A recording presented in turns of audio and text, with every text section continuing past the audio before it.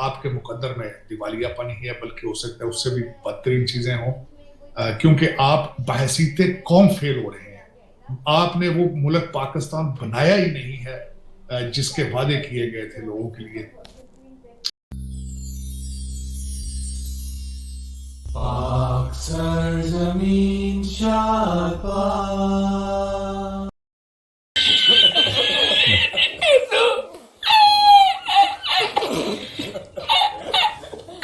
ऐसा कौम का माइंड बनाया जा रहा है। पहले एक दिन बिजली गायब की है, अब रुपया गायब किया, आज रुपया गिरा दिया है इन्होंने, वो डॉलर गायब कर दिया। तो आहिस्ता आहिस्ता माइंड बताया जा रहा है। उसकी वजह ये है, और दूसरा 380 अरब रुपए के टैक्सेस भी लगाए जा रहे हैं, क्योंकि हमारी जो रूलिंग एलीट है उनको डॉलर बहुत जरूरी चाहिए, उनको वो डॉलर नहीं मिल रहे। तो अब कौम की चीखें निकलेंगी। ये जो कहते हैं ना कि सिस्टम के खिलाफ बगावत की जाए, अब जिहाद फर्ज हो चुका है, जिहाद करें जिहाद करें। अब इनका शौक ये पूरा होगा जिहाद वाला।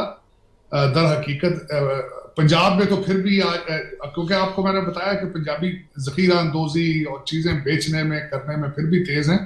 यहाँ से अभी वो चीखो पुकार की आवाज नहीं आ रही। दूसरे जो है वो कई इलाके बलूचिस्तान के और सिंध के रूरल, वहां पे तो बहुत बुरे हालात हैं, जहाँ पे फ्लड भी था और गुर्बत पहले ही बहुत ज्यादा थी। दवाइयां खत्म हैं, आज बिल्कुल नहीं मिल रही हैं। इन्फ्लेशन बहुत हाई है, पेट्रोल के गायब होने के भी चांसेस हैं। इस टाइम आपको देखा ये अंधेरा है, सिर्फ आपको बाइकों की लाइटें नजर आएंगी। यहाँ पर पाकिस्तान डूब चुका है, पाकिस्तान का बहुत बुरा हाल है। तो हम मिलके दुआ मांगते हैं। वो कहते हैं ना कि जब क़यामत आती है ना, तो फिर अगले दिन दूसरे साहिल करते हैं, तस्बीह और जान मास महंगी हो जाती है। तो ये हमारे पाकिस्तान का हाल है, इस तरह हमारी लाइट का हाल है। तो भाई पाकिस्तान डूब चुका है। अल्लाह हाफिज बॉस। और अभी अमेरिका की तरफ से भी कुछ स्टेटमेंट्स आई हैं। आईएमएफ का तो डंडा जो है वो पाकिस्तान को आईएमएफ बैक टू बैक दिखा रहा है, और वो तलवार पाकिस्तान के सर पर लटक रही है। डॉलर की ऊंची उड़ान आपके सामने है, बेकाबू हो चुका है।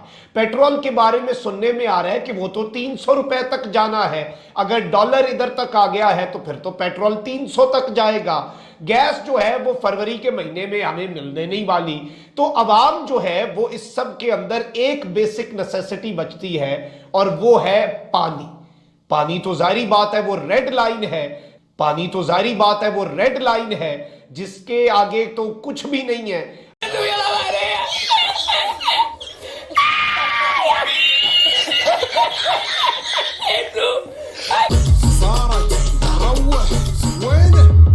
दुनिया ने आपको बिल्कुल धुतक दिया है। उन्होंने कहा कि चले जाए, आप आईएमएफ का ज्वाइन करें तो शायद हम कुछ करेंगे, वरना नहीं। जब पेट में खाना ही ना हो, मुल्क के अंदर पेट्रोल ही ना हो, तो ये गधों पे बैठ के जाएंगे जुलूसों में? किस चीज पे बैठ के जाएंगे? जब पूरी दुनिया का निजाम ही रुक जाएगा तो क्या करेंगे? इस वक्त वही उन्हीं हालात की तरफ आप जा रहे हैं। इस वक्त आपके सर्कमस्टांसेस बिल्कुल उसी डायरेक्शन में है कि आप अफगानिस्तान का नंबर काटेंगे। अफगानिस्तान तो फिर अब तो उनके करेंसी आपसे ज्यादा स्ट्रॉन्ग है। पाकिस्तान को बचाना पाकिस्तानियों ने है, अफगानियों तो नहीं बचाना ना। तो आप इंटरेस्टेड ही नहीं है। मैं क्या कहूं, सारा दिन आप लड़ाई झगड़े की बातें हो रही। कभी किसी ने कहा तिजारत किस तरह ठीक करनी, इस अपने मुल्क के अंदर अमन को किस तरह आगे लेके चलना, कभी कोई इस पे बात नहीं हो रही। यही दुख है मेरा भी। अफसोस होता है मुझे सुन के बातें, आपके डायलॉग सुनते हैं। हर जो आपका जो पार्टी है वो इस तरह जो पंजाबी फिल्मों में डायलॉग होते हैं, मार देंगे, ये कर देंगे, वो जला देंगे, ब्लड लाइन है हमारी, उधर जमान पार्क पहुंचो, सारा दिन ही यही ड्रामा है यार। पता नहीं फारग है लोग बिल्कुल। मैं तो हैरान हूं। हमें यहाँ पे अमेरिका में सांस लेने का टाइम नहीं है, खाना खाने का टाइम नहीं, सिर्फ सारा दिन बैठ के पीछे पीछे। वो फवाद चौधरी की गाड़ी गई तो पुलिस वाले को पीछे भाग रहे होंगे। खा मत लो यार, कोई किताबें पढ़ लो, कोई प्रोड्यूस कर लो, कोई अपना घर साफ कर लो, गली साफ कर लो, कुछ और काम कर लो। बिल्कुल। भारत कहता है कि पाकिस्तान यकतरफा कार्रवाइयां करता है, पाकिस्तान वन साइडेड जो है वो तमाम तर चीजें जो है वो करता रहता है। तो ये एक बहुत अलार्मिंग चीज है। मैं ये समझता हूं ये आगे चल के अब जारियत करें। हमारे वजीर आजम जो मौजूदा है अनफॉर्चुनेटली, वो अरब न्यूज को बैठ के कहते हैं कि हमने भारत के साथ जंगों से सबक सीखा, अब हमने मजीद नहीं करना, हम मुज़ाकरात करेंगे।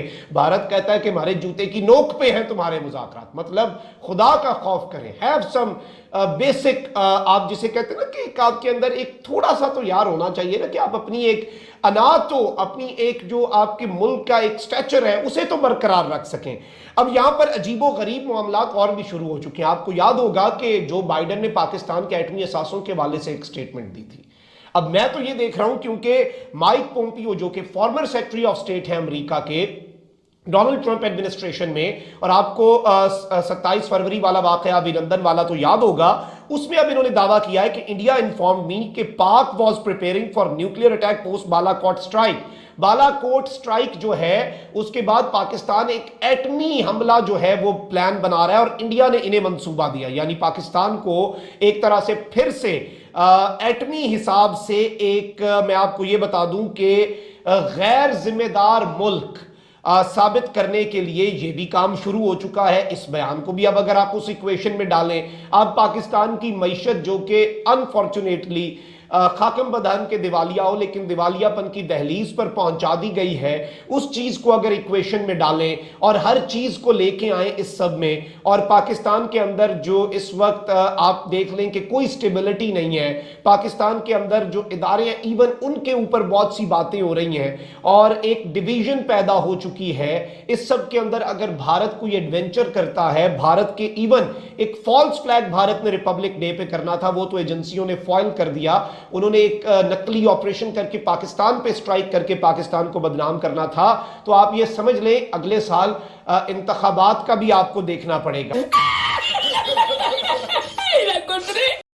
Is Pakistan really understanding what Dr. Jaishankar is bringing up to, वो चीज़ें क्या लेके आ रहे हैं, और ये नया इंडिया क्या कॉन्सेप्ट है, ये पैराडाइम शिफ्ट क्या है, ये किस तरह की चीज़ें हैं। जैसे फॉर एग्जांपल ये जो इंडिया का जो स्ट्रेटेजिक कल्चर का कॉन्सेप्ट है, क्या डू पीपल रियली अंडरस्टैंड कि ये चीज़ें क्या हैं, और इंडिया जो है वो किस तरह history, language, culture, religion, values, society के अंदर क्या चीज़ें इनकॉर्पोरेट कर रहा है, and what is this new India, and paradigm shift क्या है इंडिया के अंदर।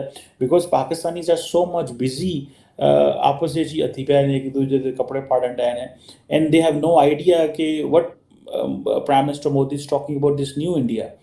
और उसमें जो है वो कहते हैं कि जी हम अगले 25 ईयर्स में इंडिया को एक डेवलप मुल्क बनाना चाहते हैं।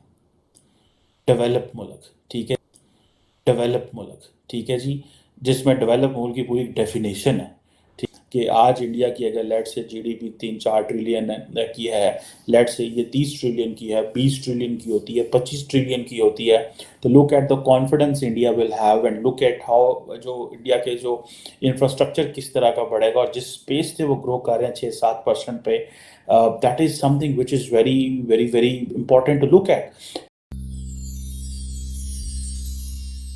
पाक सरजमीन शाद पाक।